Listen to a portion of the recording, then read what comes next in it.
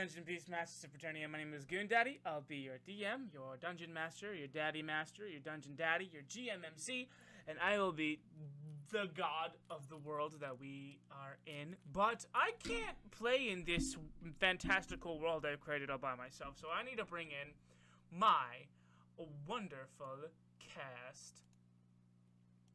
Hello, cast. Hello. Hello there. Hello. How are you guys doing? Hello. Ah, Echo. I'm pretty okay. I'm gonna turn you up. Yeah, me too. Quite quiet. Not too bad today. How you doing? Did you just wake up? Yes. Oh my god. You fool.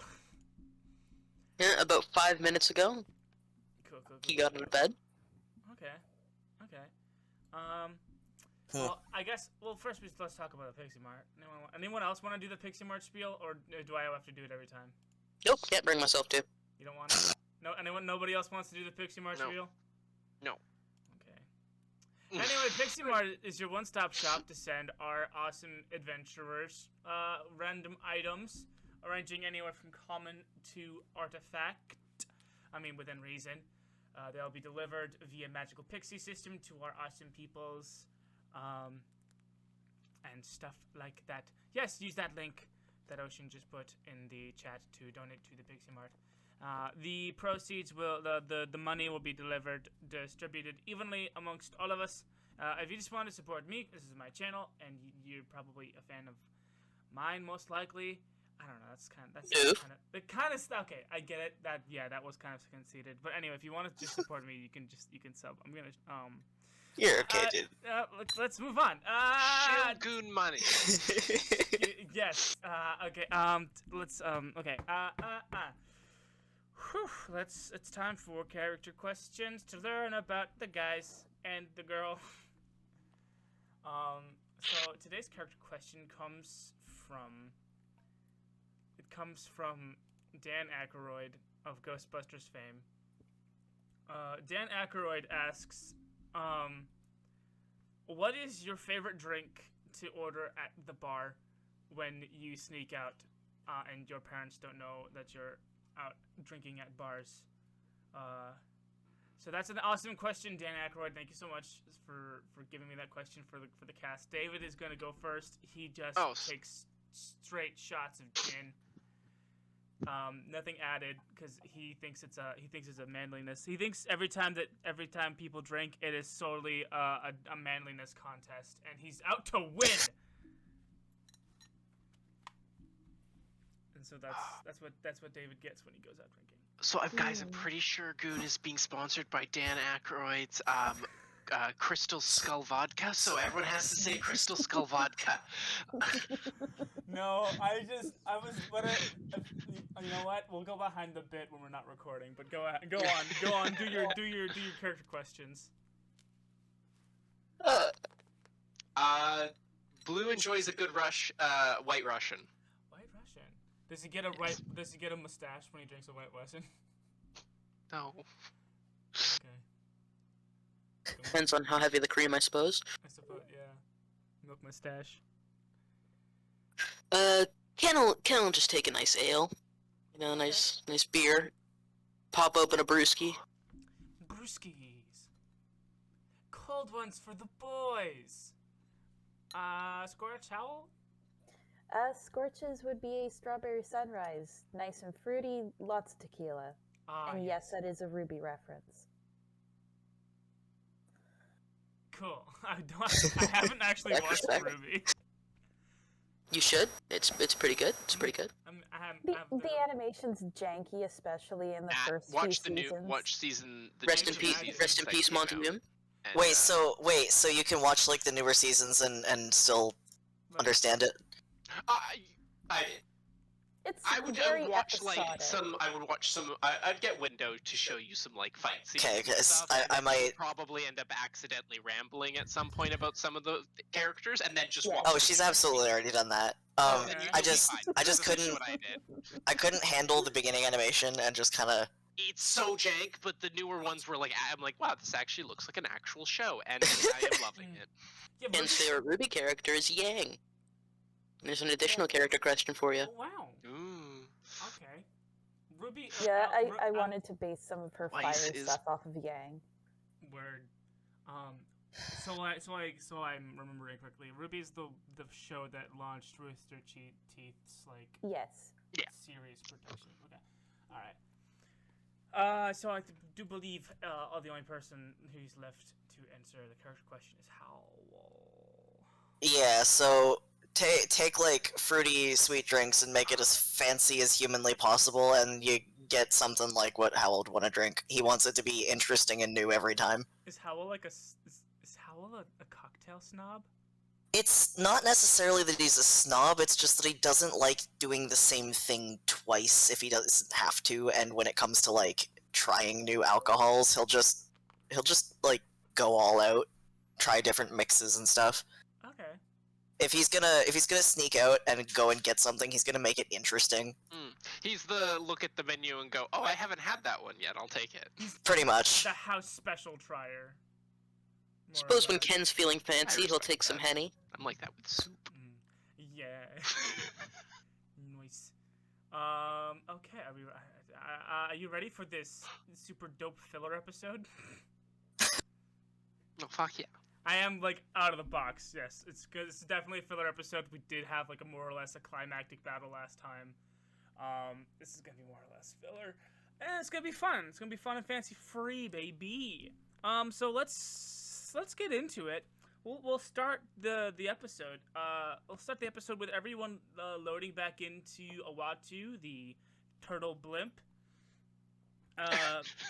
Basically, and big hot air balloon, circular sort of blimp deal.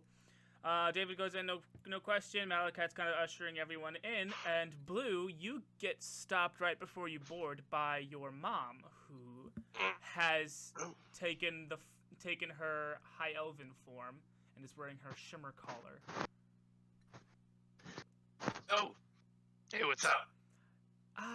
So I've been doing a whole lot of non-stop thinking since the very second that I saw that you were alive and here. I feel like there's a well, I feel very guilty about not being there. Do you understand? Yeah, I guess so. You should. You did the correct choice, I guess. I mean, given the circumstances, yes, I do think that what I did was the best choice. But I still do feel bad about not being there for your for your formative years and the first time your teeth would have fallen out, or all the little things that make a childhood special. And I'm so sorry that I wasn't there for you. And I can't bear to watch you leave for a second time. So I've asked the strange green wizard, and he said that as long as it's fine with you, I could, come along. And she takes her index fingers and it's like she has her wrists together and she does the little finger tappy thing.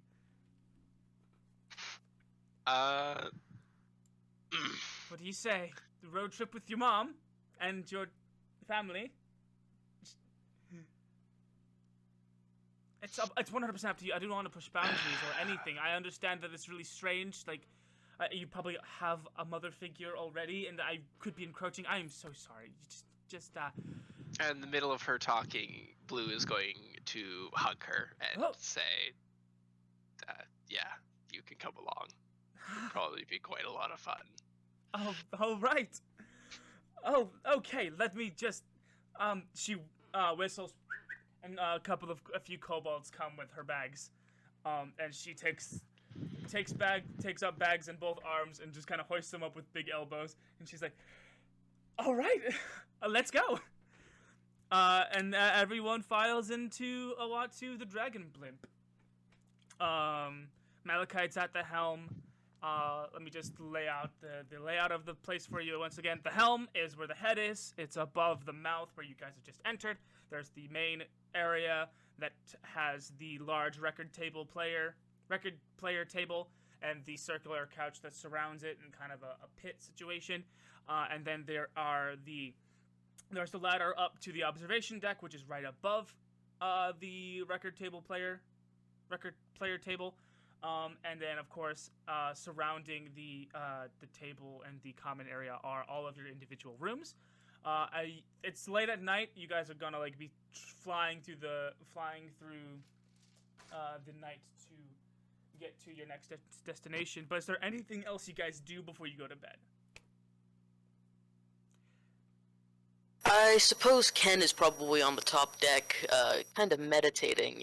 He's contemplating. Okay. Blue?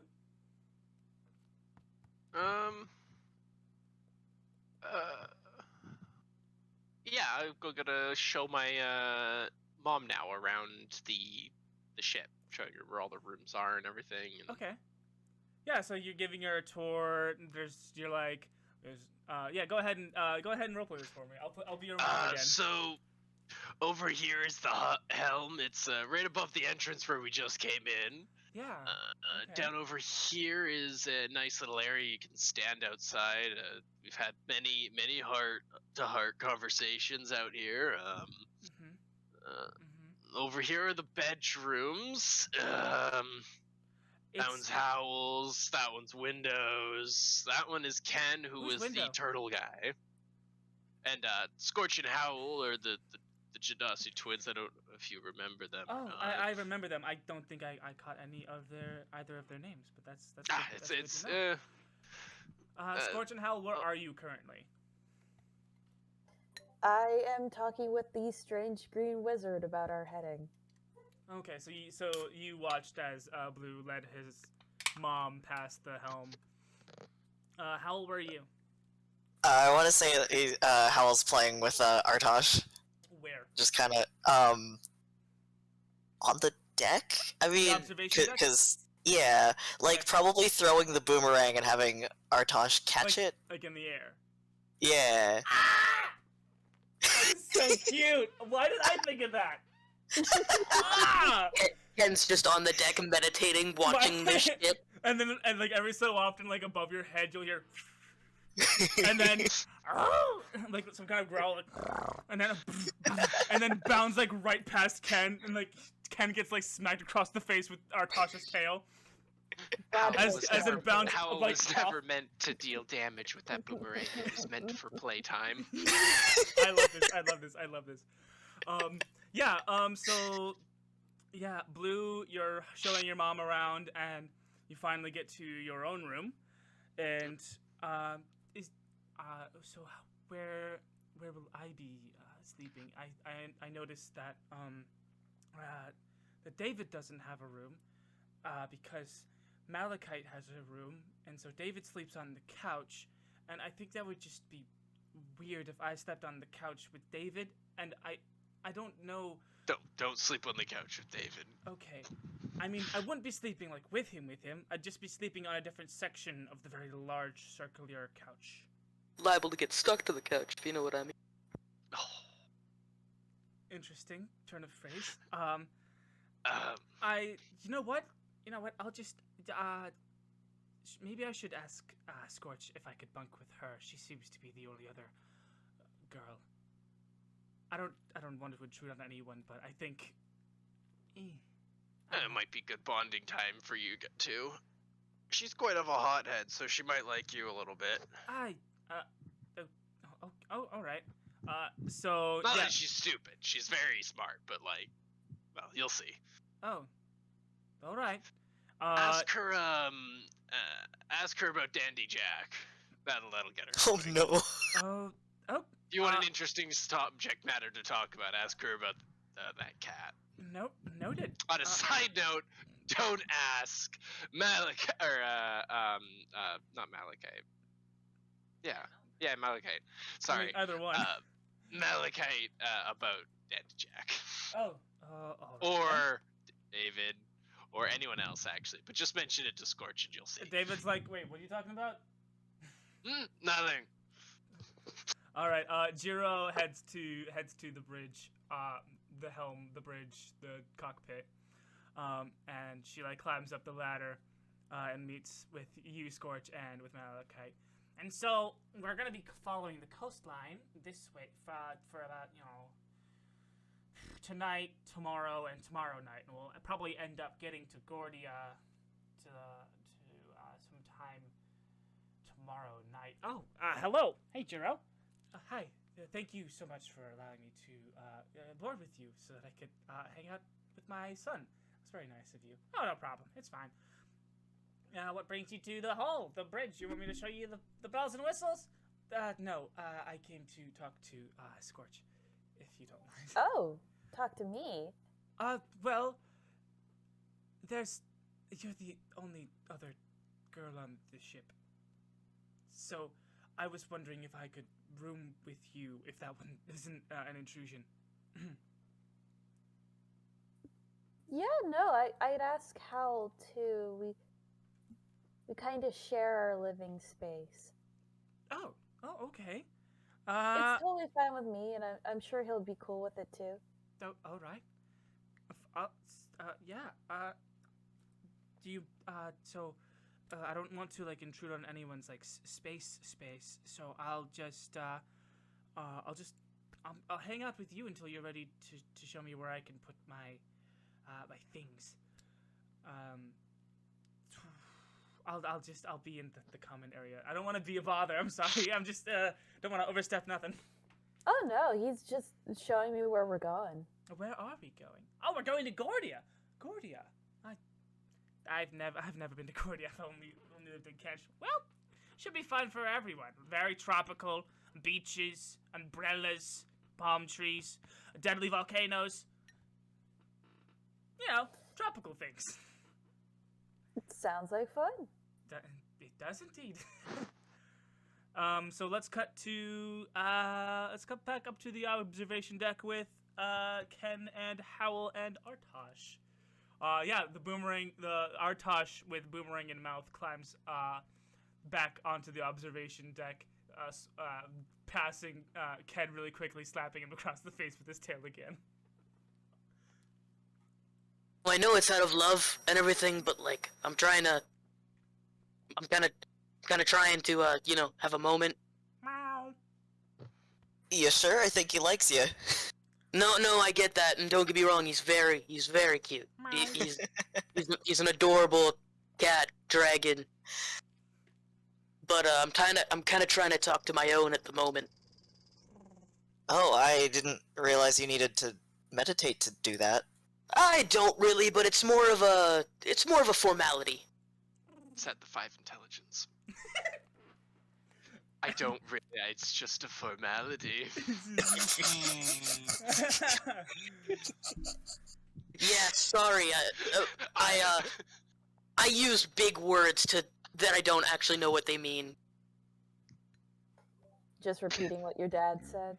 Basically. So, like, is it a religious thing? I assume it's like Who's echoing? fighting stance. Oh, Kind of like it's not space echoing. malady. It's Smokey's mic is off, and I'm hearing it through Fallen. I can't hear a thing you're saying, dude. Sorry about that. My Discord keeps fucking up. Yeah. All right. Anyway, Ken is specifically talking to Longshen here. So, Longshen, it's been a long time coming, I feel, and my father trained me the best he could, and don't get me wrong, he did a good job. I hit like a truck, but at the same time, I don't feel like his style is working for me. You know what? I wasn't gonna say anything, but yeah.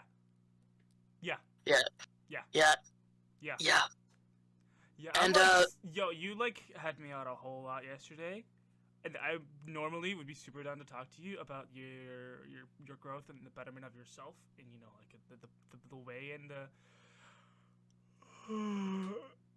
you know what I mean. Oh, okay, sleepy. You bit of a sleepy dragon today. Yes, I'm a little tired. You know what? Yeah, we could talk tomorrow. We could talk tomorrow. Yeah. Okay. See you then. Did Howle hear any of that, or was that all like in your head? No, that was definitely in Ken's like mindscape. Oh, and just for a little reference, because I don't think we've established exactly what Ken's ring looks like. I'm posting a. It's like that, but blue. Ooh. It's like almost a full knuckle. Oh. It's like almost a full knuckle, and it's super dope looking. Side note: that person has a lot of freckles and looks really cool. Oh yeah. Right? 10 out of 10 ginger right there. Nice. I like that. Yeah. Artosh, you noticed Artosh after you had this conversation, you noticed that Artosh has just been like staring at the side of your face, like with big, emotionless cat features. And every so often, like his head will get like a little closer, like a little bob forward, and then like a little back, and then a little bob forward again, and a little bob back, and a little bob forward, like closer and closer every time, like just getting closer and looking at you, Ken. It's like really closely. Howell's just watching. Like Ken like should be fun. He's got his eyes closed and his fists together, you know, monk meditation Mm-hmm. pose style, and he kind of just opens one eye, like, and just kind of looks at him and goes, "Do you want something? Do you need anything?" Artosh like backs up like 2 or 3 like tiny lion drake paces, and then his head gets really low to the ground, and his rear end gets really high into the air. Oh shit! And Artosh is gonna pounce. Yeah. Let's Friendly wrestling match with a cat. What's Artosh's dexterity modifier? Oh, hold on. I have this saved in which folder? This folder. I mean, if you want to do the rolls, you can do the rolls. It's your cat. Oh, that's the wrong folder. Oh, goodness. Why do I have 2 D&D folders? Why? Is it 2 different campaigns? Well, I mean, I think it started out that way, but now it's just a mess. Ah, dude. I'm really bad at organization right now. Okay, dexterity, modifier is +2. Okay, if you want, I can roll for it, but you can roll it for it if you want to. It doesn't matter. Either way. I mean, you can do it since you're the one that's, okay, like, role-playing as him for now. +2. That's, 15. Alright. How well does that pounce do? Well, I rolled a 17 on strength, because I assume we're doing a grapple contest. I was just gonna do basic attack. It's more or less an attack, so I was just gonna throw whatever number I rolled against your armor class. Oh, what was it then? It was a 15. It does not. Okay. How do you stave off this pouncing dragon pussy? Okay. So basically, it starts to pounce, and the moment it reaches Ken, he rolls back on his shell, brings his feet up and under Artosh's belly, and then just pushes him up in the air. You do that, and he gets pushed up in the air, and like Artosh is like taken aback, and he like instinctually like does like a few like scaredy flaps, like and just like and then lands on the other side of the toss. And I guess I don't know. Do you want to roll for initiative for this little pounce fight we're having? Sure. All right. All right. What's it would be dexterity again for Artosh's initiative roll. Right? Initiative is 15. Okay, Artosh rolled a 10. So yeah, you have the first move on this little play fight. Okay, I'm immediately going to attempt to grapple Artosh. Cool. Howle, you're gonna have to feed me all the stats. Yeah, This would be a strength contest, correct? That's +4. Strength Okay. or dexterity. Okay, so +4 for Artosh on strength is a 9 + 4. That's 14. No. 15. 15 here. Oh, okay. So yeah, you got him in a grapple. It's like similar. Yeah. You're in a stance very similar to people who wrestle bears. Okay. Ken grabs him by like the back paws and just starts to swing on the back of his heels like Mario swinging Bowser in Mario 64 style. Yes. Yes. And then when he feels that he's charged up enough, he's just gonna let go. Yeah, you yeet the cat. Like, what do you want me to say? You yeet the cat off the side. Ken yeeted the cat. Ken yeets the cat off of a what to the flying turtle. This is a normal conversation sentence, yes. Yeah, Artosh gets thrown off, but, like, he's this creature of the air, and so he realizes that he's getting thrown off, and he's just like, okay, and then he flies back and lands. Let's cut back downstairs, and let's make it, Juro and Skortch are just entering the central area. David is chilling on the couch. He's like sharpening his axes because what else does David do? Blue, where are you at? After sending off my mom, I would have headed back down to my room just to get some nice rest. Settling into another chapter of the diary. Well, yeah, he's making sure the door's locked, everything's closed. Lighting a candle. Lighting a candle, getting a cup of tea. Okay, let's do the roleplay with Skortch and Juro. Coming in the central area. So yeah, tell me what's your mother like? What is your mother like? I wouldn't mean if I could learn something from your stories of your mother, I could be a better mother. So yeah. So that's actually a bit complicated. Complicated how? So I was adopted by my aunt at a really young age because there was some stuff no one tells me about, and it ended up with my mom dead. Oh. Yeah, so my aunt's my mom, basically. Oh, how was that then? She is very magically inclined, and the training was really intense. Oh, your mother is the witch of Paternia. Yes. The high. Well, a witch is sort of a derogatory term that the dragons use for non-dragon magic users. So I would. I'm sorry. That No, I get it. High mage. Is that correct? Yes. Okay. I just that's her proper title. God. Oh yes. What is her primary element then?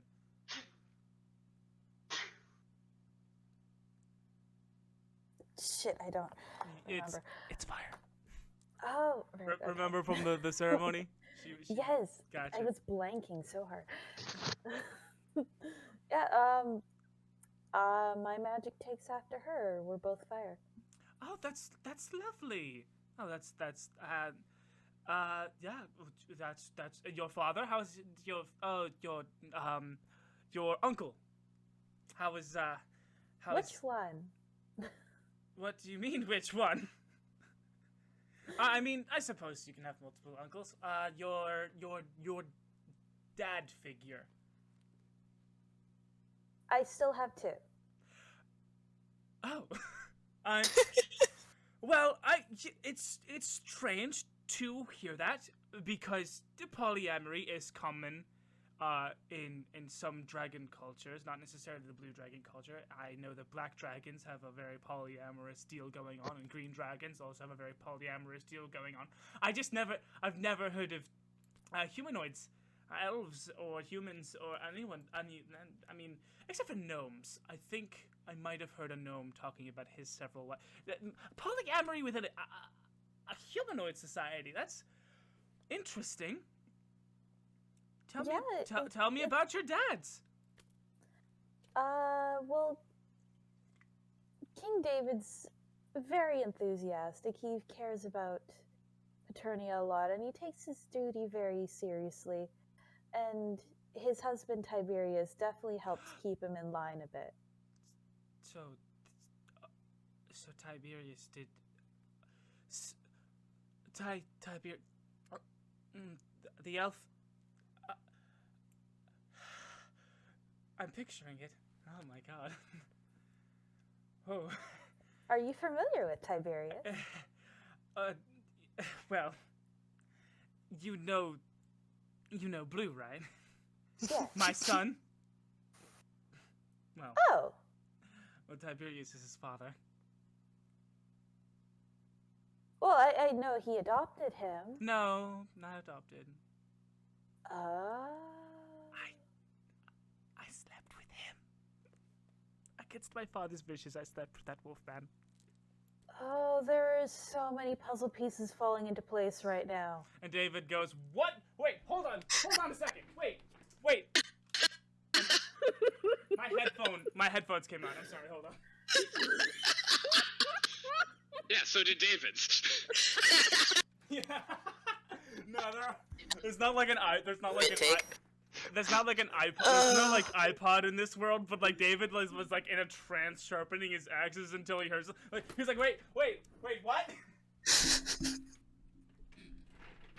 Yeah, David. I guess David's just gonna be eavesdropping on this conversation from now on. Jiro's like, well, yeah. I snuck out to watch a Dragonborn fight. I fell enamored with one of the Dragonborn. I followed him and snuck into his dressing room. And while his friends were out, I snuck in and I found out that he wasn't a Dragonborn, which was, well, first shock. And shocks 2 through 15 happened within a span of maybe an hour and a half. That man is an incredible lover. And then David goes right back to sharpening axes like nothing happened. Ken is very glad that he's not here for this conversation. Yeah, not that I needed to know that, but I did put together that it was him at the arena. Oh yes, the Alpha, that was his name. It was very, very true. Very, very, very powerful, very dominant person. Yeah, Daddy Darkmouth loved to talk. He kind of let slip that there was someone that snuck in at some point that didn't turn out to be a dragon. Yeah. Yes, yeah. People who do seek a lot of glory, I hear, are the kind of people who would masquerade as a dragon. To me, it sounded like he just was there for fun. He did seem to have a lot of fun. So it sounds like. So it does.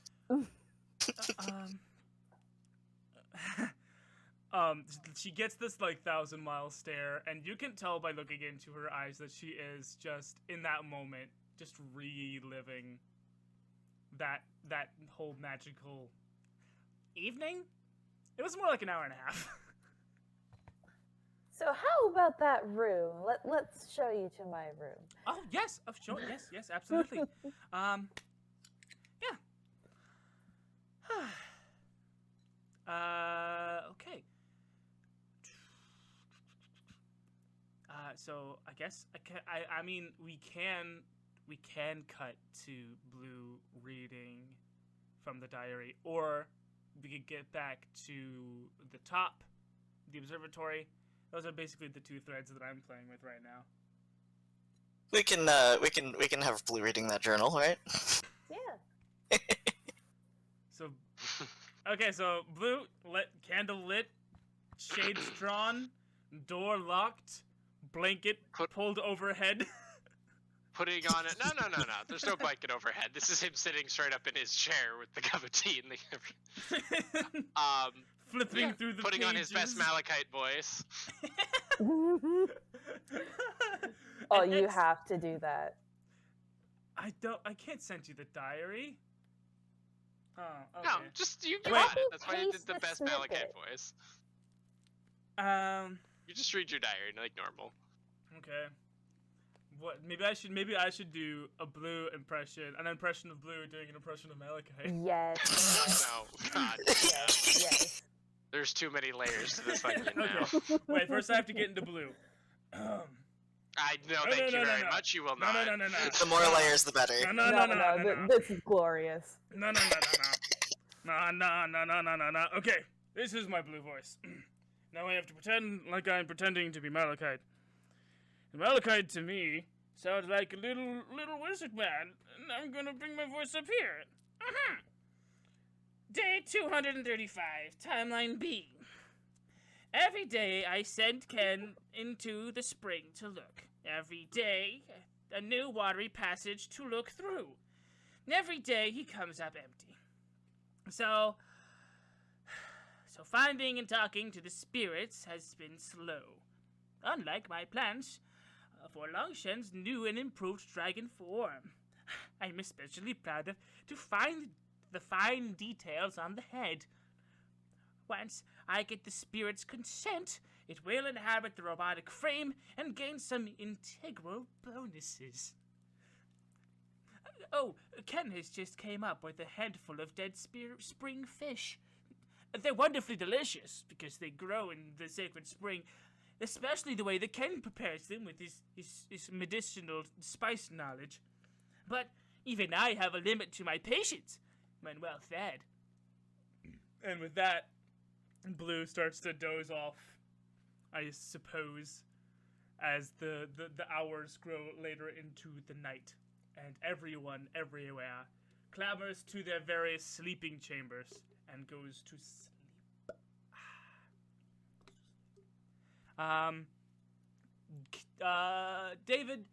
David dreams of axes and great forests to throw the axes in, heads of deer, heads of boar, heads of woodland creatures, to bring home in large amounts to his very proud father. Malachite dreams of Dandy Jack. I'm not gonna get into any more detail than that. What does Ken dream of? Ken, I suppose, is dreaming of an interpretive dance, of dragons. A sort of dragon dance? Yes, a sort of dragon dance, if A you dance will. dragon dance? Yes, he punches the air once and strikes a pose, and fire erupts from his fist, and then he does a roundhouse kick, and fire just glazes in an arc, and then he does a backflip into a head stomp, and ice just shatters around him, and it's a pretty cool dragon dance. You get to the end of your combination of moves, and just as you go to turn to do an open palm strike into the air, but you turn, and right before, as you're about to complete the motion, you see that there is a wooden bust of your father staring at you. What do you do? Ken he immediately pulls the punch and just drops to his knees. I am sorry, Father.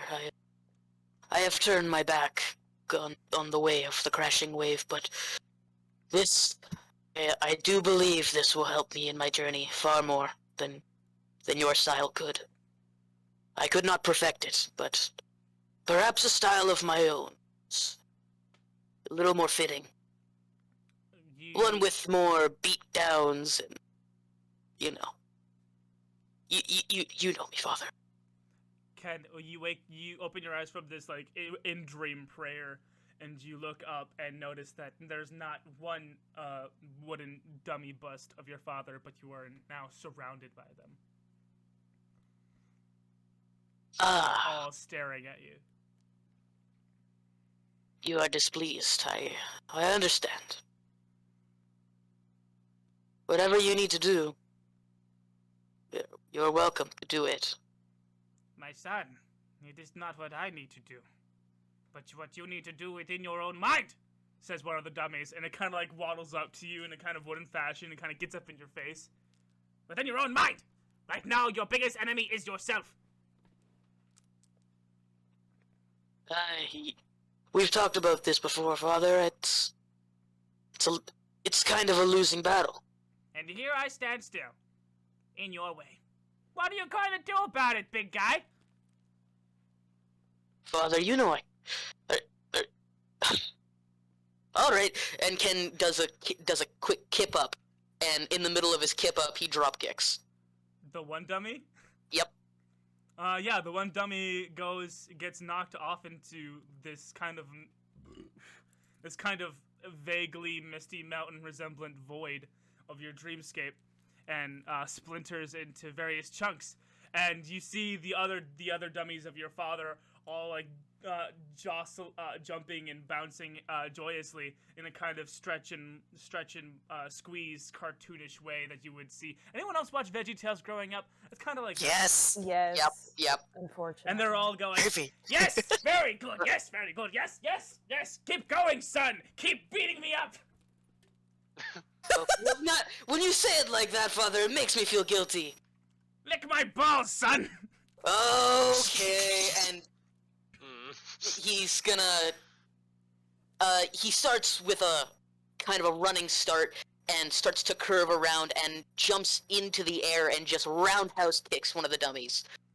Yes, very good. Yes, and that dummy explodes into shards of wood, clattering to the ground. Yes, keep going. There's like five dummies left. What do you do? I guess he'll from the roundhouse kick he releases a punch, and fire just boom out from it, and engulfs one of the dummies in flame. Ah! I'm burning! I'm burning! Ow! Ow! And then it just... From there, he does a backflip into an axe kick, and lands the back of his heel on one of the dummies' heads, and it just shatters into ice. From the backflip axe kick, he'll bounce off of his heel and do an additional backflip because backflips are cool. Backflips are cool.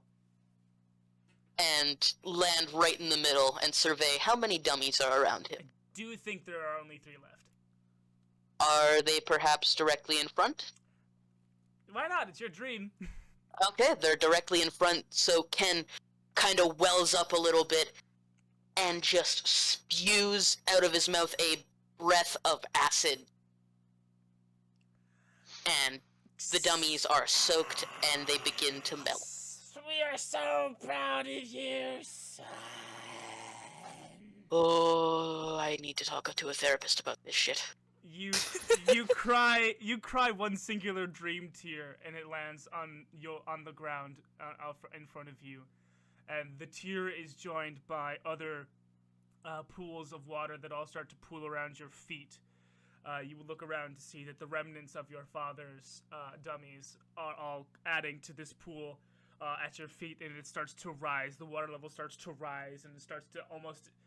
It gets up to your chest, and it gets up to your neck, and then up to your head, and suddenly you are drowning. What do you do? Ken leaps into the air and uses a key point to burn Step of the Wind. When he does, dragon wings sprout from his shell, Hell yeah. and he takes off 60 feet in the air. The water churns like a great and storming ocean, and the visage of your father appears within a great wave and says, So you think that you could just move on from the way of the crashing surf, hmm? Prove it! And his voice his visage disappears from the wave, and it just becomes a full-on wave, and the wave towers above you and starts to crash down. What do you do? Ken takes the hit. Oh, okay. The hit comes, as you're sloshed down the great wave, and down into the depths, and you start to sink again. What is left that clouds your mind? Says an echoing, watery voice. What is left that stands in your way? Absolutely nothing. But sometimes hits can be taken. Sometimes it's right to just, take a little punishment. And the water, But the water drains away, and you are crisscross with your father, having a cup of tea in a sunny patch of the misty mountain monastery. Is the smell there? The smell's gone. Remember, you defeated Yama. Fair enough. Okay. I guess Ken just sips his tea, possibly clinks, with his father. A little bit of a cheers. Yes, I'm very proud of you, son. Ugh. Every day I grow a little more prouder. Thank you, Father. Because you're out on your own, making your own choices, making your own friends. I was worried that I had kept you too long within the walls of this place. I'm not gonna lie, Father. Trading on dummies is not...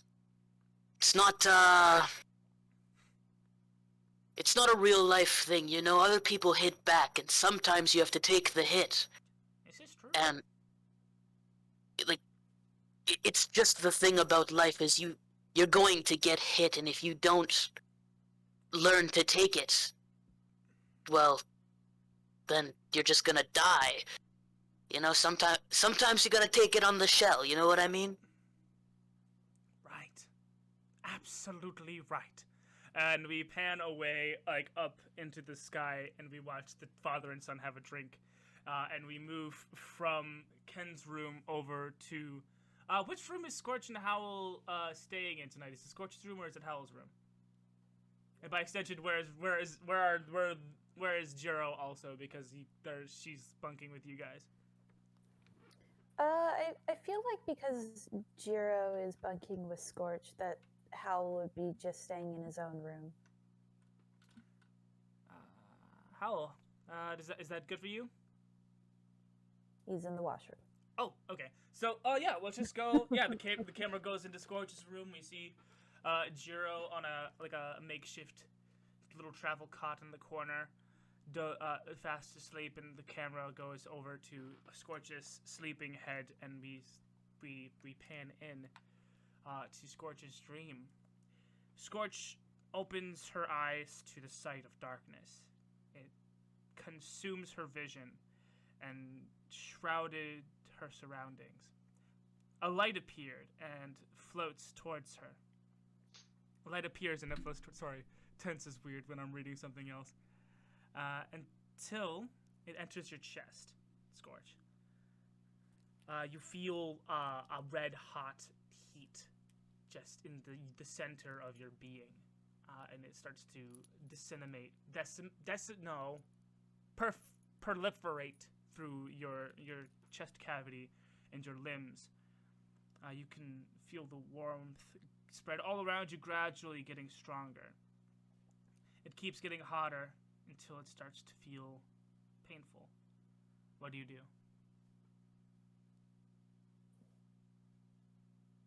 I want to concentrate on the feeling of the burning and try to take control of it.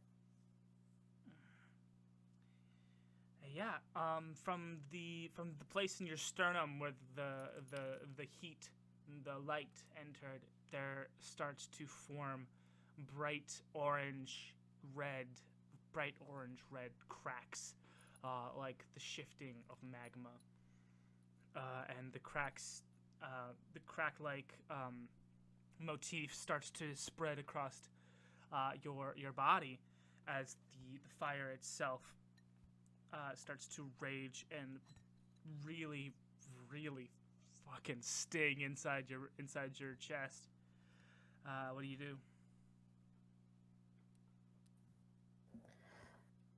So I feel a very strong connection between this dream and the other dream that I had, and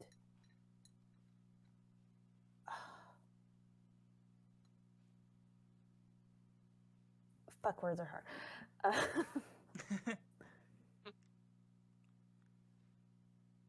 You look out across the expanse of this dark dream void, and you see two green lights approaching you, and those green lights turn out to be the eyes of a very tall, inky black skin man, completely in the heroic nude without any genitals.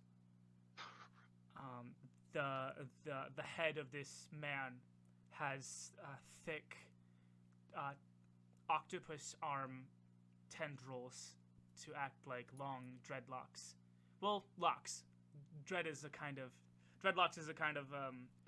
it's not the right it's a colloquialism, or it's something that white people added to locks to differentiate white locks from black locks, and that's not what I'm trying to get at. I'm sorry. No. Locks, warlocks. Yeah, he's got warlocks, sure. And you have never seen this. Have you never seen this? Wait. Yeah, you have. Right? No. David did. David saw this man. I'm sorry, I'm trying to keep my story straight. I have like 3 different timelines here. This is the first time you're seeing this inky black skin, thick locked hair. It does bear an interestingly coincidental resemblance to Daddy Darkmyth, but it's not. It's I'm back. Okay, cool. Yeah. And he holds out his hand and he says, "I can siphon off the pain, if you would And like." who the fuck might you be? You feel the cool and slightly slimy feel of your patron's tentacle wrapping around your neck, and you follow the tentacle back to the arm of this inky black-skinned stranger. I am your master. And this is my power. And I it do is not give. It is causing you pain. And pain can transform you. This is my power. Too much pain can destroy you. Let me help. I'm not calling on you more than I have to.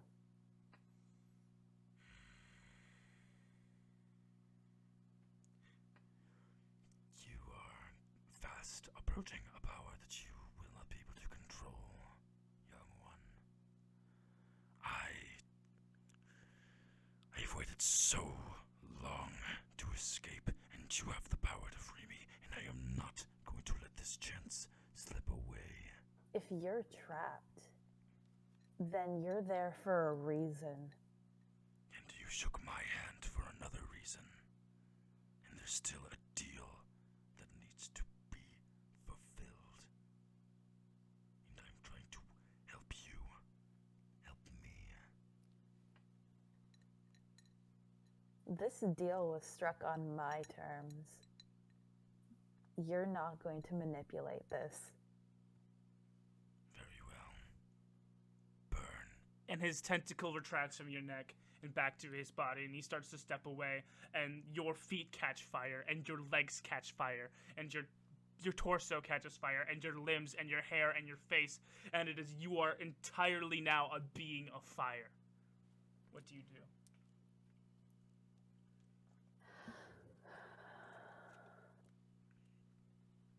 I want to feel this fire and through the pain clear my mind. And use as much willpower as I can to bring this fire inside myself. Okay, yeah. You start to concentrate really well. Do you take any particular stance or anything?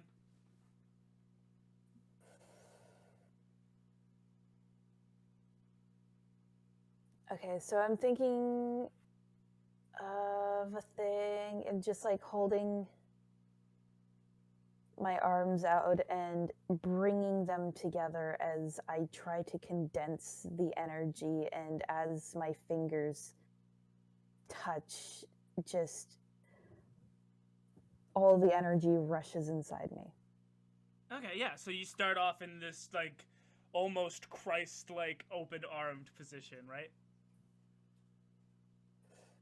Like I say Christ-like as in like Jesus on the cross, and almost T-posing. And your hands are open wide, and you start to flex your fingers in, and then you start to do like not a bench press, but like you bring your arms close. You bring your hands. It's not. Am I thinking too big or not? Yeah, just a bit too big, like shoulder width apart. Okay, so you go from I caught a fish that's this big. Yeah. All right. So yeah, you hold your hands out in a I caught a fish that's this big position, and you flex your fingers closer, and as you feel the pain and the burning, and you just let your soul be ignited in this moment. You bring your hands closer together, and the fire rushes into the space equidistant from either of your hands. And as your hands get closer more, the fire gets subsumed into this. I'm not gonna call it a black hole. I'm gonna call it it's a shape and color and texture similar to that of what your Eldritch Blast looks like. It's like a magma ball of like pure fiery energy. And more of this fire just gets sucked into this central orb of just pure heat and radiance, and you hold it in your hands, all of your power, all of the fire in your hands. And then suddenly you look up, and there is a blinding light. It is brilliant. It's orange, it's yellow, it's red, it's fire, it's the sun, it's the heat death of the universe. It is everything, and it is the destruction of everything. And you see it. It is a brilliant light, and it is just like the light in your hands, and you can hear a heart-wrenching, just the sound of a screaming, broken heart. And you wake up. What do you Fuck.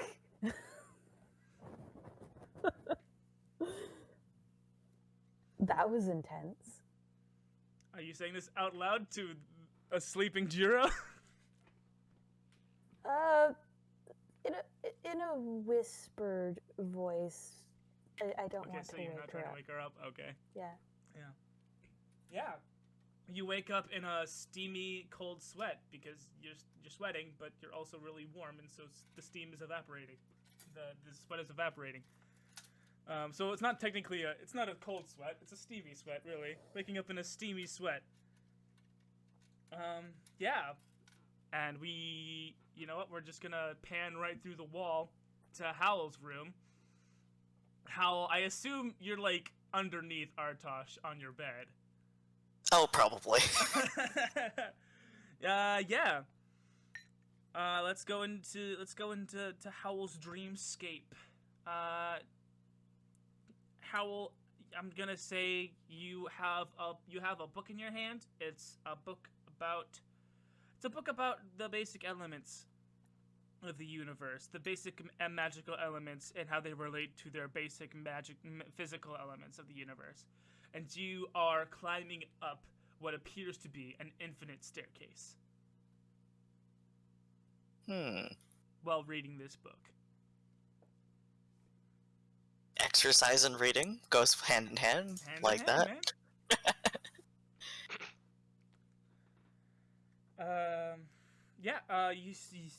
You walk up this infinite staircase, and you reading the book, revealing, it's just basic magic stuff.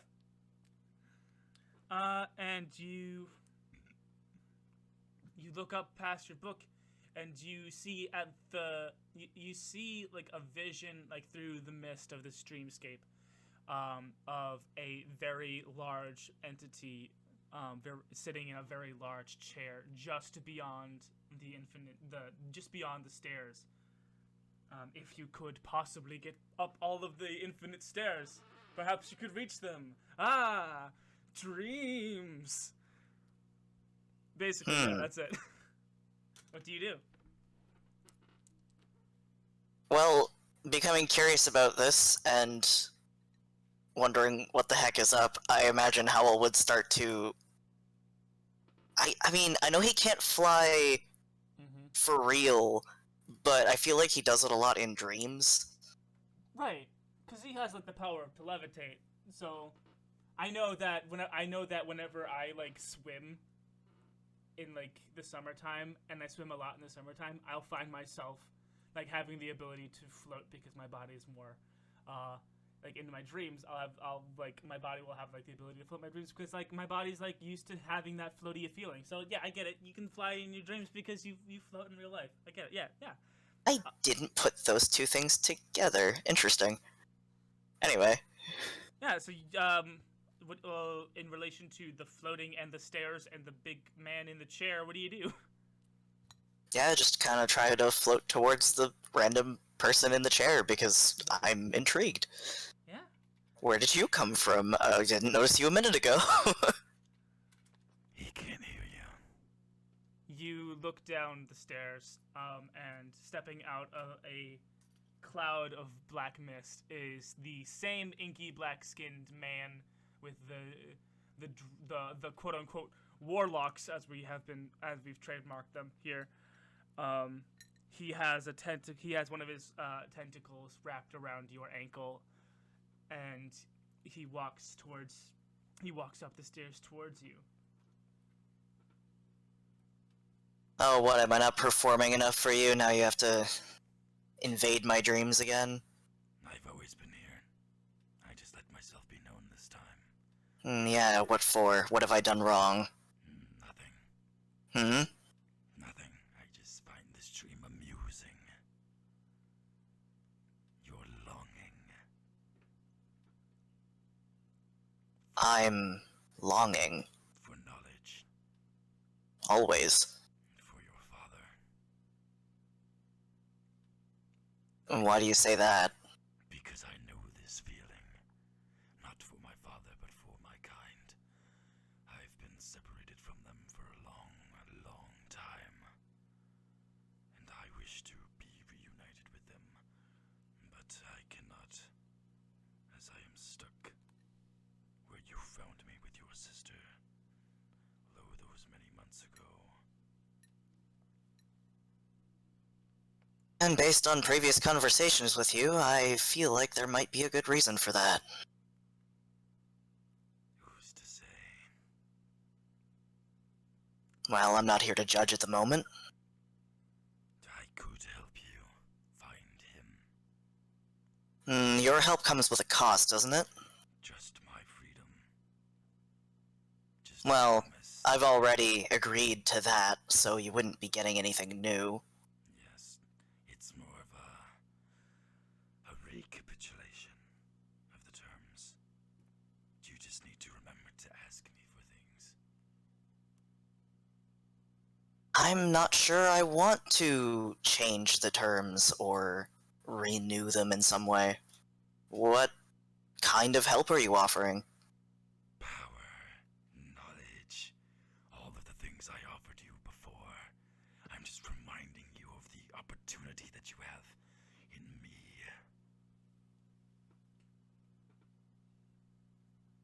I am Well- very impressed by you and your power. You have so much potential, and I want to see you flourish and grow. I am proud of you. The compliments are appreciated, but I don't feel like agreeing to anything else at the moment. I can find power on my own just as well. Very well. I am always and he lets his tentacle off of your heel, your ankle, and slips back into the misty void of your dreamscape. You are left alone with your book and the stairs and the floating man in the chair. Howell's just gonna keep trying to... Just keep walking? Yeah, pretty much. Just like, I might as well try. I'm stuck here for now. How much effort do you put? Like, how much effort does it like start off slow and get more intense, or is it just like I'll get there if I get there? It's kind of that, yeah. I think he sort of like recognizes that this is a dream and is just kind of like, I'm either going to wake up before I get there, or I'll get there, and it's not really my decision to make. Yeah, like as soon as you have the thought, like, oh, this is probably a dream, Artosh appears in your dream, and I'm just gonna let you. I'm gonna let you have like, here, you're now lucid dreaming. Good job. I mean, Patron doesn't exactly show up in the waking world, so... Yeah, does Artosh want to go for a little fly? Dream Artosh? Yay! Yeah, we pan out from Artosh and Howle's fantastic sky adventure, the dream. Yeah, and we go to Blue's room finally. And Blue, you're having a dream. You're walking through the sands of Kanch, but it's a different sensation than the last time you dreamt of Kanch. The whole colorscape of the dream has changed from the golden and browns of the previous dream, and definitely more blue. The sky is night. The moon is full and blue. Stars are out, all shining brilliant shades of blue. The sand is blue. The dust is blue. The wind is blue. Everything's blue. Dabba dee dabba die. And you're standing in the sand underneath the light of the full blue moon. What do you do?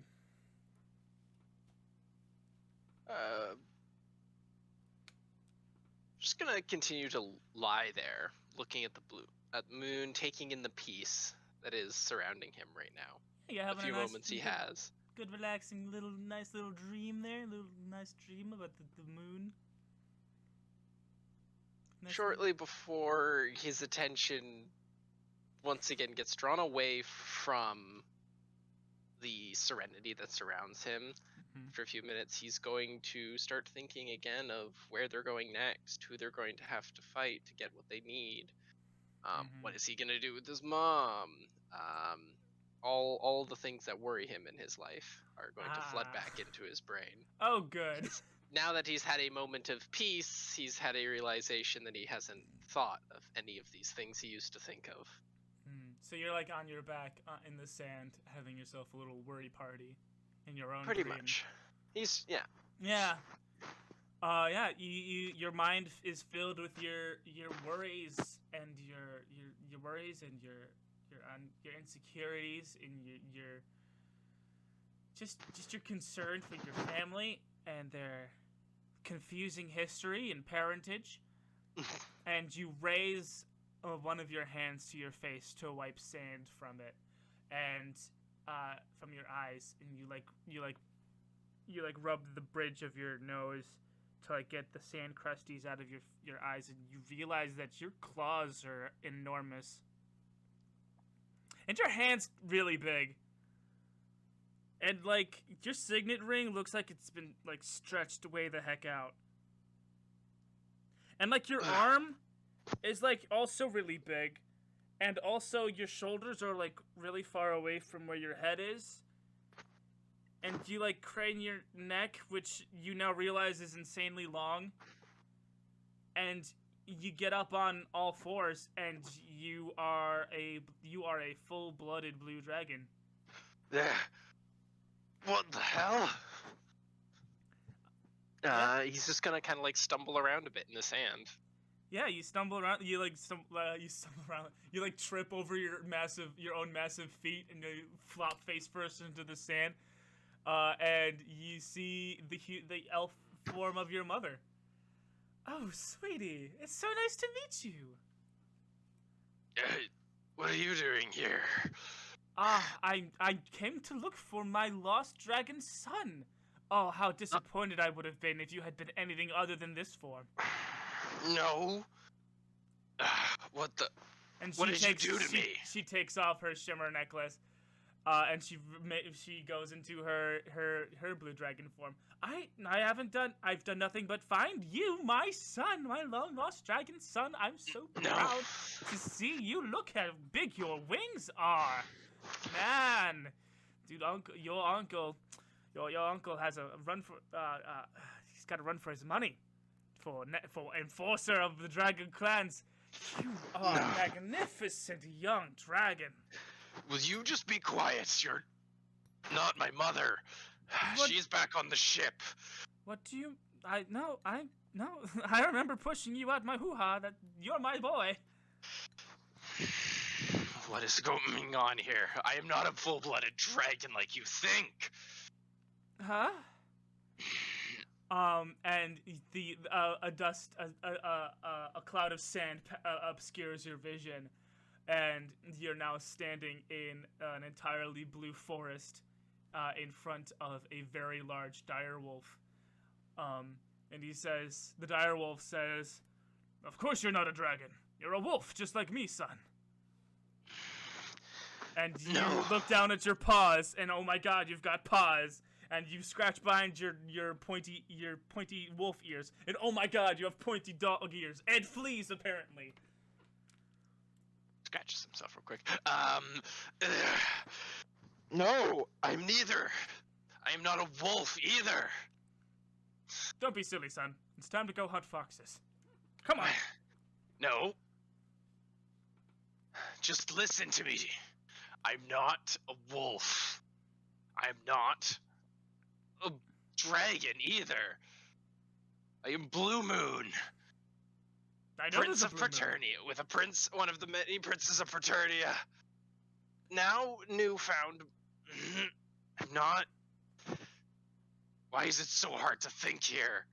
Ugh. It's not hard to think at all. I think all the time, usually about foxes. And cats. I hate cats. Do you hate cats? I hate cats. I hate a cat. That's not. Your vision gets obscured again by another puff of wind, and you're back in the desert with the dragon. And she's like, "Why are you bringing up cats, darling? We have to go and fight the bullets so that our family can survive. Come on." No, we already killed it. We killed one, but there's still a really, really big one that's been very strange and mutated. Okay, well, let's go get the rest of the family, and then we can deal with it. Oh, yes, we can get Lord Joltske and Dio Joltero and your Uncle Avdol and his many sons and daughters. We can all if go these out are some kind of games you're playing on me, I'm getting quite tired of it. Another dust of wind, and you're back as a wolf with your dad. Games? I love games. What kind of games do you want to play? What? No! You aren't my father. She is not my mother. I am dreaming, obviously some sort of terrible nightmare of my family's. And I am not a wolf! Yeah, you wake up, you kind of, like, have too much stress even within your own dream, and you black out in your own dream, which is a little trippy. You wake up in a hall of mirrors, and every other mirror it's Dragon Blue, and then Wolf Blue, and then Dragon Blue, and then Dragonborn Blue, and then Wolf Blue, and then Wolfman Blue, and then Dragonborn Blue, and then Wolfman Dragonborn Blue, Dragonborn Wolfman Blue. So many different combinations. Which one's the real you? It's that, like, which one's the real you is, like, lit up in, like, arcane neon signs that just flash up out of nowhere. Which one's the real you? And you see up on a floating platform, it's David with a gigantic top hat and a cane. Step right up, it's time to play. What's your identity, son? That one. No. That one, as he's kind of like pointing to each of the figures. Uh-oh, you better make up your mind fast. David, like, Malachite shows up, and Malachite's like this enormous grandfather clock, and his face is the face of the clock, and out of his mouth comes a cuckoo bird. Who are you? Who are you? Who are you? You all be quiet, you're so annoying. I am Blu Moon. That is all I need to be, nothing more. Not a blue dragon, not a wolf. Hell, I'll even give up fucking being a dragonborn if it means this all gets to stop. As you list off these things, as you list off a dragonborn, a wolf, dragon, the mirrors start to shatter around you, and the pieces fall in front of you, and the various different reflections of who you are lay before you.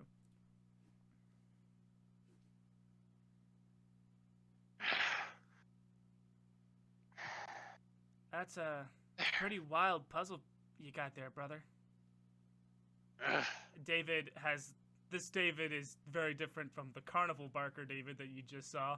It's just your brother. He's just there now. In this black dream void surrounded by broken glass. That's quite a puzzle. Hey, David. Are you stumped? I can help. Remember when we did puzzles like this when we were little? I don't need any help. I can solve it myself. But why? You don't have to solve it by yourself. You have me, dude. You've always had me. I can do this myself. It's not that hard. As you say that, the shards of mirror, they start to, as if blown by some kind of wind, they gather in a pile, and they create a sharp, spiky mirror man thing that reflects the various versions of you that were in the funhouse mirrors, and now you stand face to face alone with this amalgamate mirrored blue man. Why can't I just be all of them? This looks fine. If I just be a little bit of everything everyone needs me to be, then I'll be fine. I don't need to just pick one. I can have them all. It's less of a headache that way. The jagged shards of this mirror man start to smooth out slowly, like wind erosion. The sparkly bits of the sharp points start to smooth over. Okay.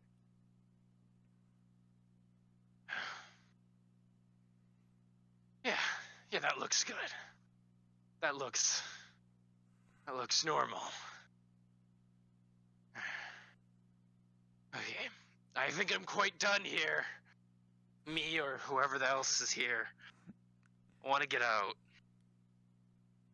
I'm done. The mirror you kind of raises its arms in a hug me position.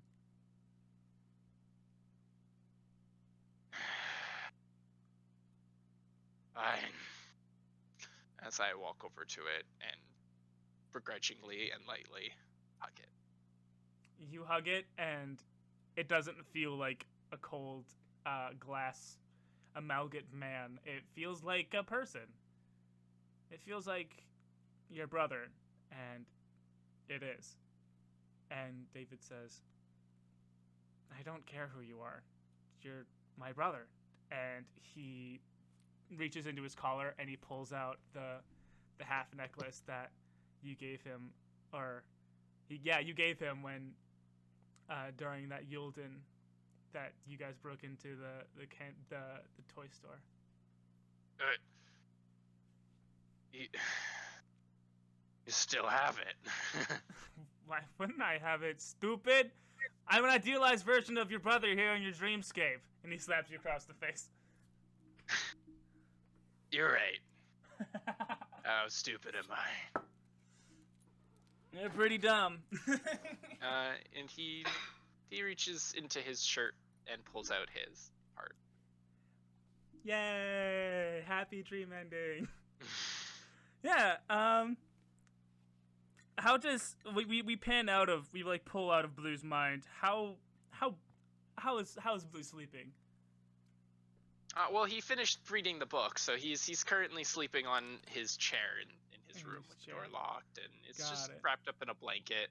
Now it's kind of thrown off of him. The blanket's on the side. Mm-hmm.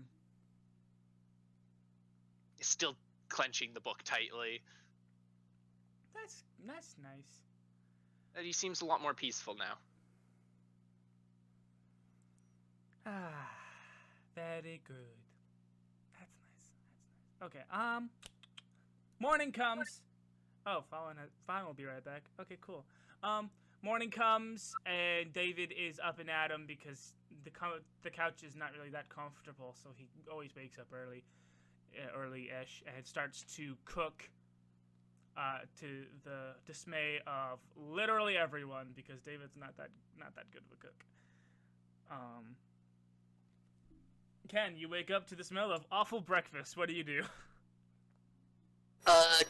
Ken, like, pops out of his shell, because he sleeps in his shell, and does a quick kip up, maybe does a few push-ups, a few sit-ups, morning routine, that type of shit. Blood circulating? Oh yeah, get the blood circulating, you know how it is. Yeah. Saunter out to the kitchen and pass right by David, and just goes to the top deck. Back to meditating? Back to meditating. Let's go. Alright. Yeah, Skortch and Howle, you guys wake up to the smell of David's bad breakfast. What do you got? I immediately go to the shower because I feel ick after last night. Yeah. Okay, cool. Howle? Howle is trapped under Artosh and just gives him pets. Going to pretend that he's asleep for a lot longer to try to avoid eating David's cooking without having to hurt his feelings. Okay, Blue, you wake up to the smell of awful breakfast. Blue is in the bathroom. Oh, that's right. Malachite wakes up to Malachite wakes up to the smell of awful breakfast, and he's like, God, I need to remind myself to teach myself how to cook. And he like goes in and very, he very like politely is like, yeah, wow, look at you, look at you making breakfast, yeah, you make good job, good job. Good job. I'm gonna, you know what? I'm not really that hungry. And he like pats his stomach. I'm gonna just have me a coffee and some OJ. Yeah. David's like, oh, okay. Blue usually eats a lot, so I'll just give him your portion then. And Malachite goes, that's great. Yep. Yeah. Good. Yeah. That'll do it. That'll work. That's good. That's great. Yep. And he pours himself that OJ and like sips it like, yep. Goes to the bridge.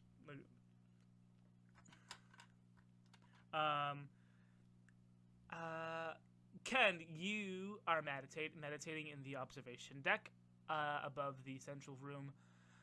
It is there that you are joined by Jiro, who is also meditating. Ken kind of looks beside him, and just goes, "Come here often?" First time, actually. It's quite the peaceful place. It's you can really get a lot of thinking done here. You know what? Yeah, yeah, it's the serenity is nice. I'm so used to the hustle and bustle of thousands upon thousands of little cobalt feet everywhere, constantly. I don't know how you deal with it. It's very soothing, actually. It's very similar to the sound of rain, and so it's actually, I kind of like it. I had a hard time sleeping without it, actually. So I am still a little tired. Well, Uatu is, the turtle, he's a music player, so, if you could somehow get a like an arcane playback of Rain, we could probably, you know, to have like. That would be very nice. Very nice, yeah. Yeah, I don't know how you do that. I'm not very, magically inclined. I figured. Yeah. I hope this isn't too forward, but are you part dragon? I don't think so. Okay. I'm mostly a turtle. Okay, so basically, turtles. That's what we're called, right? We hatch from eggs. I don't exactly know where the eggs come from. Okay. I never met my mother or father. They were probably hippies and just kind of left and, you know, did their own thing.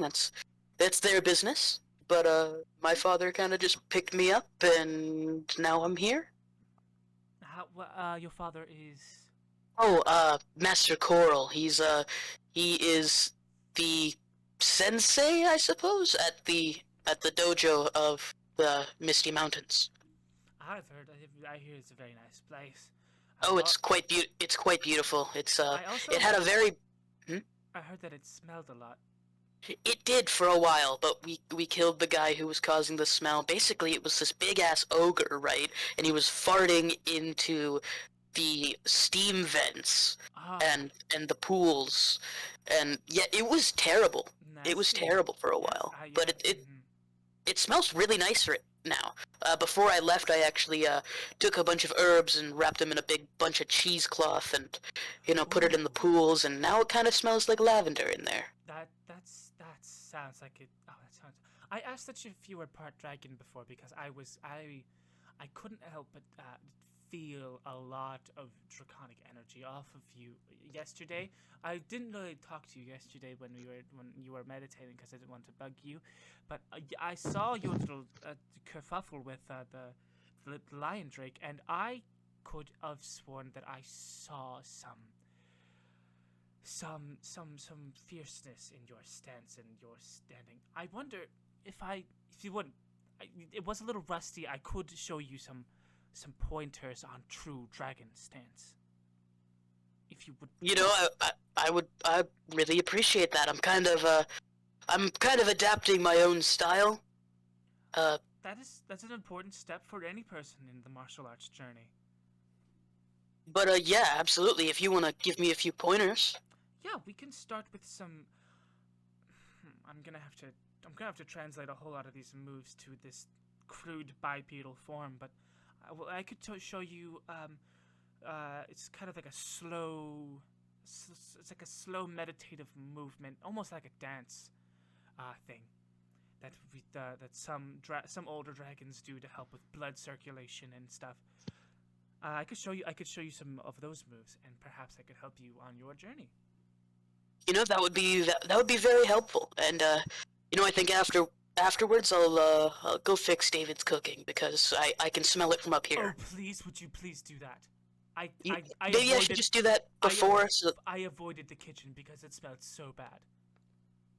I think I'm just gonna go do that. I know what he's doing wrong, like, exactly, and I can neutralize it just. You know what? You do that. You do that. Okay, I'll get things ready here. I have some special incense and chimes that I specifically like, and perhaps I'll share them with you when you're ready. I'll just be up here. Yeah. All right, I'll be back in like 30 minutes. Oh, sure. All right, I'll be here soon. And right. Ken's gonna go downstairs and attempt to fix David's cooking. Yeah, David's doing everything wrong. He's got 3 different pans on. One is like engulfed actively in flames, but he doesn't on his face. There's like nothing wrong on his face. He's like, "Yep, this is how you make eggs. Yes, this is how you make eggs. I am big, smart, handsome." Big hearts, man. Big, smart, handsome king to be man. David, I can do cooking. That is what's on his face, and that is what. It's like, and he's like whistling. He's like, flip. Oh, hey Ken, what's up? You're doing everything wrong, right? No. This is how you make egg flambe. Eggs aren't supposed to be flambéed, David. Well then, what did Will and Grace serve me every morning? I'm pretty sure it was egg flambe. I'm pretty sure it was probably scrambled eggs. Okay. Oh, okay. Okay. Okay. Fine. Whatever. Whatever. And he goes back to cooking. Ken's just gonna kind of get in there and go like right behind him and just look over his right shoulder as he does everything. Mm-hmm. And just real quick, he's gonna look at the pan that's just spewing flames and just spit a little bit of water out and douse them. Yeah. It goes out. And it starts to evaporate into the vents of this little kitchen alcove in this little in the ship. Yeah, he's like, "Hey, what'd you do that for?" David, we're gonna start from scratch, all right? I'm gonna teach you how to make some scrambled eggs, all right? It's okay. It's nothing to be ashamed of, all right? Not everybody knows how to cook. It's okay. Okay, so basically, what we're gonna do, and Ken is gonna be like, first, you're gonna do all these dishes, and I'm gonna help. Okay. Okay, because we need clean pans and clean cooking ware. You can't be cooking with dirty cooking ware. I'm pretty much like 100% certain that is the reason that pan is on fire. I mean, you don't clean pans. You You cook on them. You don't clean pans. You cook on them. That's what pans are for. David, no. David, dude, you're gonna give somebody salmonella poisoning. I haven't washed a single pan since I've got on the ship. Okay. Okay, we're gonna need to have a meeting and possibly a doctor's visit. Okay. You know. Blue, you wake up to the smell of awful cooking. That's what the smell of cancer is. Yeah, you wake up to the smell of awful cooking. You step out your door and you peer into the little alcove and you see Ken giving David the business. David, making your world famous omelets, are ya? Yeah, wait. I got a nice. He takes off like a lid of a pot full of just like. I don't know how he got the eggs to be purple, but they're purple eggs. Oh no. And he goes, "Here you go, brother." Oh, perfect. Hey, Ken, do you like my brother's cooking? As I just take a big big scoop and just scoop up the purple egg and eat it. I'm gonna say you make an involuntarily Constitution saving throw. How about you shut your fucking mouth? He's right though. I mean, technically speaking, he should. But I'm gonna say that David has been feeding Blue weird shit all of his childhood, and so I think Blue might get advantage. Blue, make a Constitution saving throw with advantage. If you already have advantage, then like double it. I don't care. Okay, well, that's one. That is 21 total. Yeah, you eat the purple eggs, and it tastes goodly to you. Hey, these are probably some of the best you've made yet. I think you're actually getting even better at cooking these. I thought so, and this loudmouth turtle thought I don't know how to cook. Alright, you know what? I'm gonna make some scrambled eggs right now. And Fine. we're just gonna put that to shame, alright? Hey, there's no reason to shame. Make yourself some scrambled eggs. Get yourself some food. My brother knows how to cook. You know how to cook. Everyone knows how to cook here. Okay, so basically Yeah. Ken's gonna take about 10 eggs and just whisk them all together like a madman. And he's gonna just throw them on the pan with a little bit of butter, right? And as they cook, he's just gonna keep adding butter. I know how to make scrambled eggs. Yeah. You know then exactly what he's doing. Scrambled eggs. Scrambled eggs are so easy. David takes a mug and fills it Careful, with I coffee have from the actively coffee seen machine. someone screw up cooking scrambled eggs. Seriously? Well then go ahead. Keep talking about making scrambled eggs. Okay, shit. Okay, well he waits for the first layer on the bottom to finish cooking, and then just like starts scraping up the pan and folding it over, and making scrambled eggs. Making scrambled eggs. Yeah, he's making scrambled eggs. He when they're done, like right when they're done, he throws some salt, pepper, throws them on a plate, and throws them in front of Blue and says, "Taste that." Okay. And he grabs it, takes a big spoonful, munches it down. Make a Constitution saving throw with advantage then. They're basic scrambled eggs. Mm-hmm. On dirty David pans. Dirty David pans. 13. 13. Okay, cool. I'm good. Okay. You have been fed so much so much gnarly stuff by David, and even after, like, it's like a night and day situation here, because you just had a bowl full of somehow purple eggs by your brother, and so it was more or less, like, in your head, they tasted awful, but you eat them anyway because you really love your brother and you're used to eating awful crap. But these eggs, your clothes are off. It's Food Wars. Like, wow. Damn.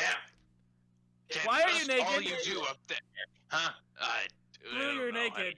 It's fine. Don't worry about it. It's okay. We're sex positive here. Skortch gets out of the shower.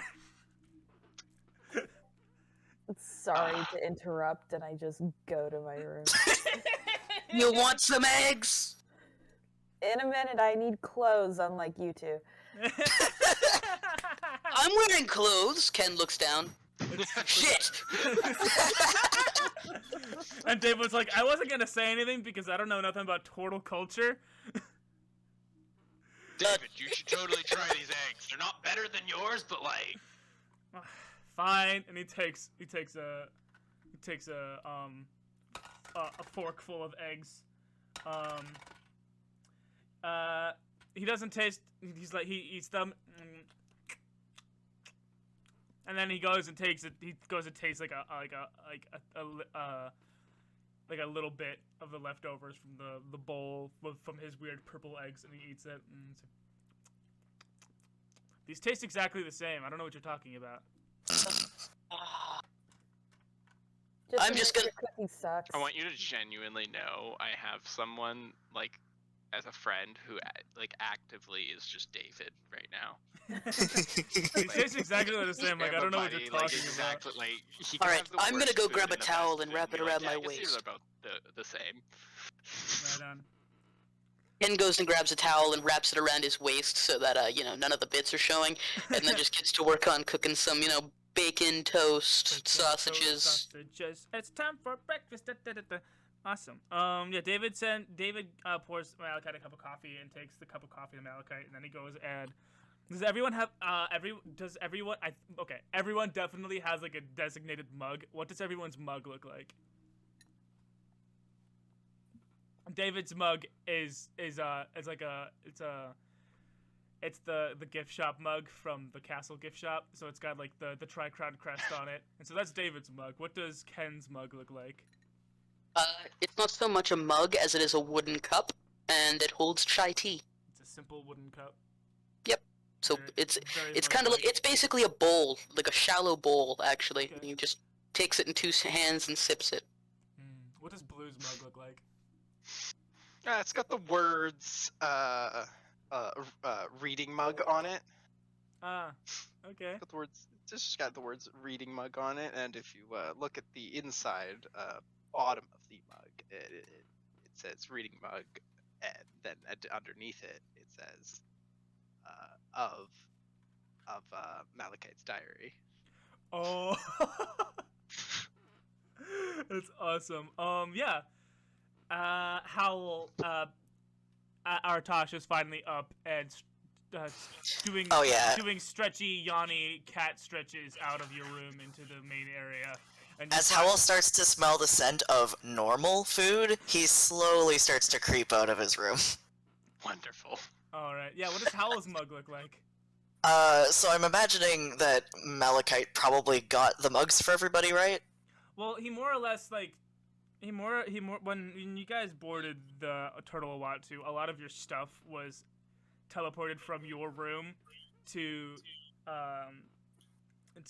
Okay, well in that case. So more or less Awatu read your mind. It was like, your mug. This is your mug. What does your mug look like? So Howle's a fancy ass and likes. He has this like glass mug. It looks like crystal, and it's got like the handle is like a feather. Ooh. Carved out of glass, or not carved, but you know what I mean. Very nice. Shaped from glass. Blown. Very nice. Go It's to like our It's very, local very blue. glass It's like carving facility. it's Like green blue. your mug is on the counter of the kitchen, and Artosh is like making his rounds about. He's like a very large cat, so it's definitely a he's definitely like a very prominent presence here in this tiny kitchen alcove. And he's like making his rounds, and he spots your mug on the counter, and he lowers his head and he raises his hind knee, and he kind of pounces for your mug. What do you do? Oh no. Hold up. I've got something. Do you got a spell for this? Maybe. Come on, morning brain, activate. Oh my god. I can't find anything right now. What? I can't read. Come on, brain, you're not even high. Big mood. That's the problem. It isn't high. Yeah, I think that's an issue. It does seem like a problem. Oh, I didn't drink my monster with the 5-hour, that's why. Oh my no. god. That is a lot. That is a sin. Fucking That's hell. that's how I get my brain to work. That is next to Okay, the so gods. I can use levitate on other things. I use it on the cup, and Okay. I make it float up into the air. Okay, so Artosh like gets a paw on it, and the mug like slides off, and just as it's about to like completely get off the counter, you cast levitate on it, and it keeps its momentum, and it kind of bobs in the air and floats off of the counter and like through the alcove.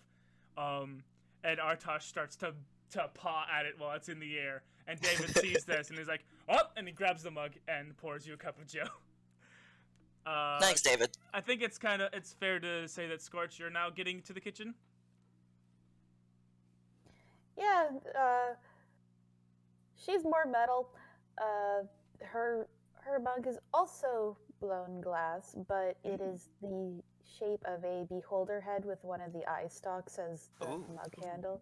I like that. That's really cool. You definitely won coolest mug here. Easily, yeah. Yeah, David like lines up all the mugs, pours everyone a cup of Joe, and there's creamer and there's sugar on the table, and there's good breakfast vibes. So Malachite, when do you figure we'll be landing in Gordo? Was it? It's Gordia, he says, entering the alcove from the his mug is actually the same mug as David's, because time travel doesn't change your preference in mugs. So there are two of the exact same mugs. I don't know. I thought, Dandy Jack might have gotten them couples mugs. Besides the point. He keeps that in the closet. Yeah, it's actually he definitely saved their couples mugs, and the mugs read my pussy and my bitch. And it's your guess which one belongs to which one. So kind of the mugs that you go over to somebody's house and they pull that mug out for you and you're like, do you know what hospitality is? Or you're really good friends with the person and it's normal. But those are the only two alternatives. Yeah, so yeah, David and Malachite are standing next to each other, sipping their identical mugs with the Tri-Crown crest on it, and you can see that they're holding it in opposite hands so that their mugs are really close next to each other, and you can see the closer that these two mugs are held together, you can see space-time strain around it, and the liquid from the inside the mug starts to float a little bit, but before it float out before it gets unmanageable, David or Malachite take a sip, and they're taking turns taking sips, keeping the mugs from forming together due to the time paradoxical nature of the mug's very existence. Should you two be on opposite sides of the room? Oh no, we should be fine. Oh, I see what's going on with the mugs. I'm just gonna hold my mug in this other hand so it's farther away, and we should be fine. And then. So anyway, landing in Gordia. Yes, we'll be landing in Gordia. The tropical continent of Gordia will be staying in a city called San Finito. And San Finito is the capital of the Gordian Empire, which is all of the Gordian continent. It's very tropical, very warm climate, nice sandy beaches, sunny sun, violently erupting volcanoes, dinosaurs, fun stuff. Dinosaurs. That's cool. Yeah, they're like proto-dragons. Proto-dragons. That's neat. Not magical. They're like non-magical, lame dragons. So, are they intelligent? No. They're dumb as balls. And we're walking into a place that has unintelligent dragon-like beings, and this is the first we're hearing of it. No, we are going to San Finito, the city where the dinosaurs don't live, where the intelligent Okay, people but they live outside of the city. And there is a whole society in San Finito. What do you want from me here? You didn't think of telling us about dinosaurs before now? I mean, it's fine. Better it's fine. now that means than if when I see the dinosaurs, I can turn into them. I mean, that might be cool to see. Because then I have like the only limitation Rude Wild Shape has is you need to have been able to see them in your lifetime. Yeah, but you I just thought you'd let us, I don't know, mentally prepare a little. I mean, I'm telling you about it now, but also you're talking about these dinosaurs as if like I didn't warn, like I wasn't going to tell you about them because like you were going to find out eventually. But it's like the same as finding out there are bears in Paternia. Or dire wolves in Paternia. Every ecosystem has its apex predators, and this one just happens to be a really big, non-dragon, yes, but I feel like I should reiterate that bears are not like dragons. Bears are like owl bears. Which are not like dragons. They're still apex predators. Fine. Fine. You know what? I'm dropping it. I'm walking away from this conversation, and then Malachite gets hit in the face with a falconer's glove. Ow! What in... Whose falconer's glove is this? Is it mine? He looks aside. Yep, that's my initials. These are my You have a falcon? No. I don't have a falcon. I have a falconer's glove. And I just sent this to me from the future because I'm going to need it. So you will have a falcon. I will have a falcon soon? And as soon as he says that, a falcon swoops in through the skylight of the common area and starts to fly around in circles. This falcon has in the clutches of its talon a square like package held together by twine. And Malachite is like, well, I guess this is what I was warning myself about. And he pulls the glove onto his hand and he holds it out, and the falcon drops the parcel on the couch, and the falcon lands on the falconer's glove. Let's see what, Oh, you're the male bird. You're the Paternian male bird. Oh, yes. You're very handsome Paternian male bird. Very good. You're a good birdie.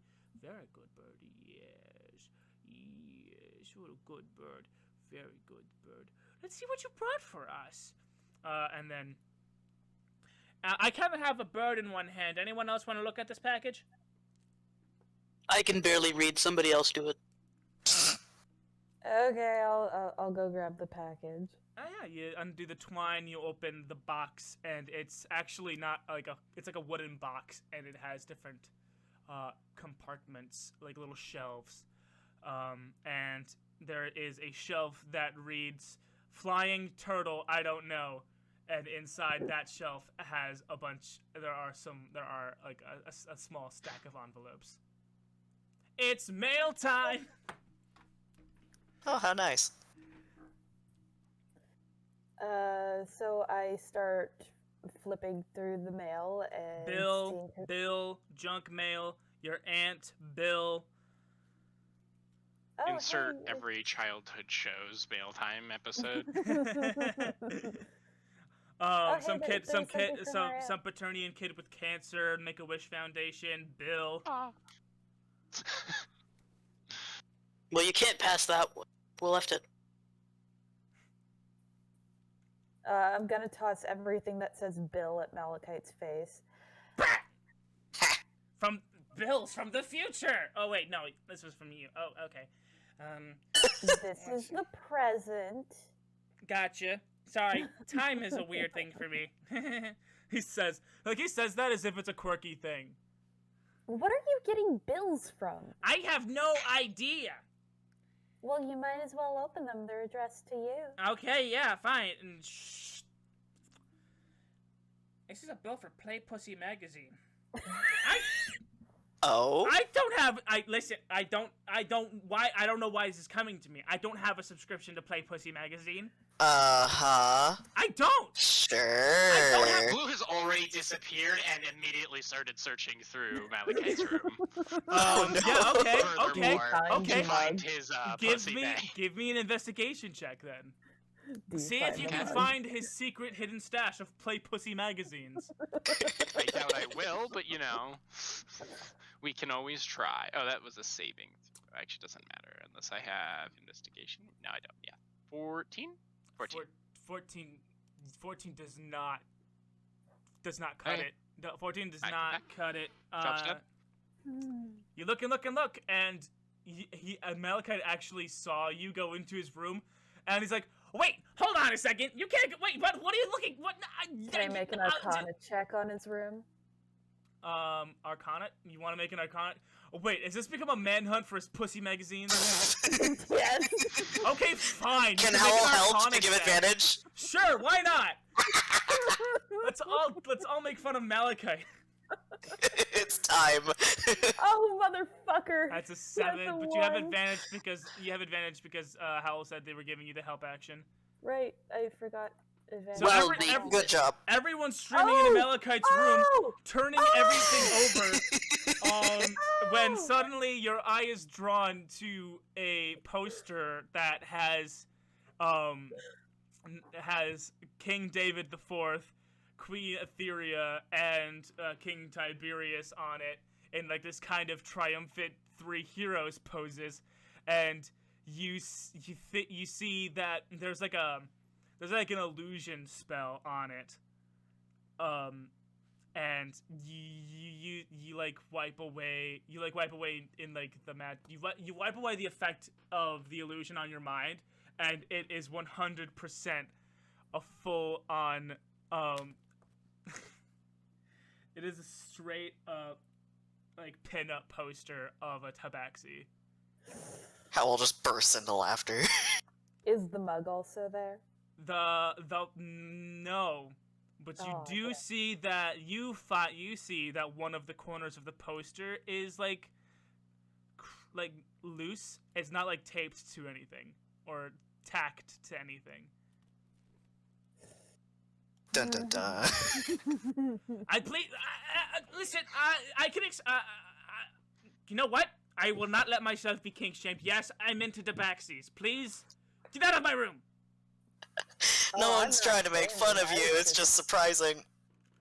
David's like, David looks around and is like, loser. Who's attracted to tabaxis? David? No, he is. David. What? You're him. No, I'm not. He's him. David. I'm not into tabaxis. This guy's denial.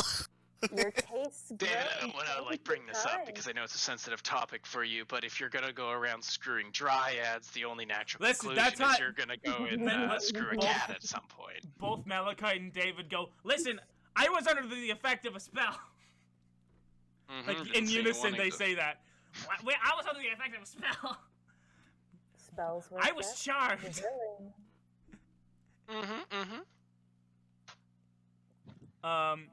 Yeah, so you have, Skortch, you still have in your possession the letter from your aunt and the Make-A-Wish letter. Okay, after starting all of this chaos, I go off and read the thing from my aunt. Okay. Dearest sons and daughter, I hope that your quest is going well. Don't know exactly how this falcon is going to find the flying turtle, but I gave it like a sort of lucidity, like I almost fully awoke this falcon. It is going to exhibit extreme cases of intelligence. You look over at Malachite, who still has the falcon in his hand, and the falcon is not on the falconer's glove. It has found its way onto the floor and is rummaging through Malachite's pockets without him noticing. I may or may not have been thinking about Dandy Jack while I gave him the intelligence, but I don't think there should be any side effects to that. I've come to talk to you about the, about Dandy Jack, and about my experiments with the hot air technologies exhibited by Malachite when he came to our court. I have been experimenting with air travel contraptions similar to the principle that his turtle machine works on. Unfortunately, and this is why I bring up Dandy Jack, he was able to escape on my prototype. He's no longer in our jails. He broke out and stole my prototype hot air balloon device. And so I don't know where he is. I hope that he doesn't cause you any trouble or find you any worse for wear. Good news is that I have succeeded in making my own more perfected version, not like the prototype, and I will definitely try to catch up with you guys, because it's been so long and I'm so sick of my job and I kind of want to go on a vacation. So I will hopefully see you guys soon. Love, Queen Etheria. You take immediate note to the fact that her writing tone is a lot more jovial and happy to her speaking tone, which is a little off-putting, so it almost doesn't feel like your aunt. But that's what that letter says. Okay. Can I make an insight check on that? Go ahead and make an insight check.